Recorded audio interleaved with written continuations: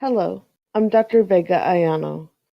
I have been authorized to share pertinent medical information on Xander Garcia.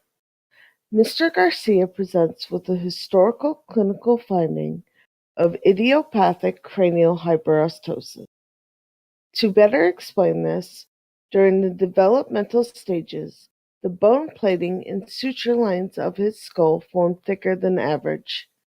Mr. Garcia's case isn't the most extreme to be found, but does pose its own problems, which I will touch upon shortly. The vertical plate appears as wider than normal, following the anatomy of the skull around going past the coronal suture where it is harder to detect. The parietal, occipital, and temporal bones are all thicker and connected via their suture lines much stronger than normal.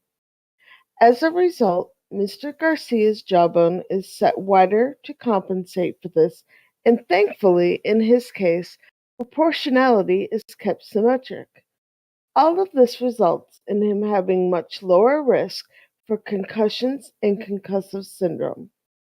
What that means is that Mr. Garcia is still able to get concussions. It is just much more difficult for him to sustain that type of injury.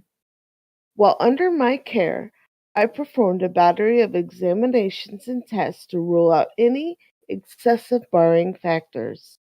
Blood work has no identifiable markers for anabolic steroid usage or other illegal substances. There are no biological markers that would lead me to deny Mr. Garcia a favorable decision. It is my finding that Mr. Xander Garcia has a clean bill of health at this time and may continue his work in the ring and outside of it.